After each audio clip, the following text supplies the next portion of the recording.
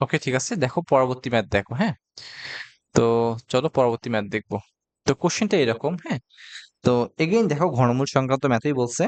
তো বলছে যে -27-এর ঘনমূল কত। হ্যাঁ, -27-এর ঘনমূল কত। ওকে, তো ধরে নাও লেট এক্স ইকুয়ালস টু কত বড় দেখি, -27 টু দি পাওয়ার 1/3। ওকে, দেন ঘন করে দাও, এক্স কিউব ইকুয়ালস টু কত হবে বড় দেখি, -27। ওকে, আচ্ছা তুমি এটা কিন্তু জানো। ওকে, এখন জাস্ট -27কে একটু ভাঙাও। হ্যাঁ, তো যদি তুমি ভাঙাও তো কি হবে বড় দেখি।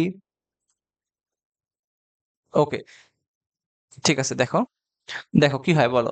তো তুমি একটা কাজ করতে পারো, 3-এর উপর কিউব করো, কত হয় বড় দেখি, 3 3 9। হ্যাঁ, এবং 3 9 কত বড় দেখি, 27। ঠিক আছে, ওকে, আশা করি তুমি এটা বুঝতে পারছো কিন্তু।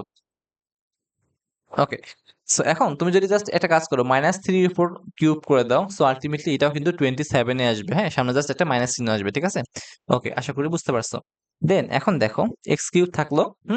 তো এখানে কত হবে বলতো, -3 হোল কিউব। ওকে, তো এখন তুমি -3 হোল কিউবকে সম্পূর্ণটাই জাস্ট এক্স কিউবের নিচে নামায় নিয়ে আসো। ওকে, তো কত হবে এখানে, x cube divided by -3 whole cube. Okay, equals to কত থাকে এখানে, 1 থাকে। ঠিক আছে, এখন দেখো এটাকে তুমি জাস্ট একটু সুন্দর করে লেখো, -3 whole cube. Okay, equals to 1।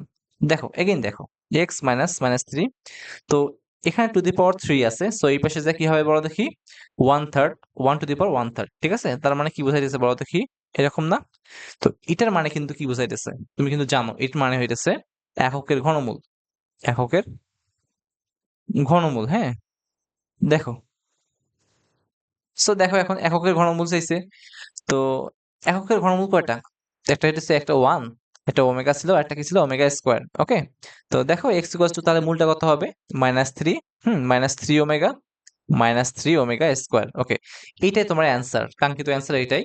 Just এখানে লিখে দিবা। হ্যাঁ, জাস্ট লিখে দিবা যে ওমেগা ইকুয়ালস টু কত বড় দেখি, -1 প্লাস √3i ডিভাইডেড বাই 2। তো আশা করি তুমি এটা বুঝতে পারো।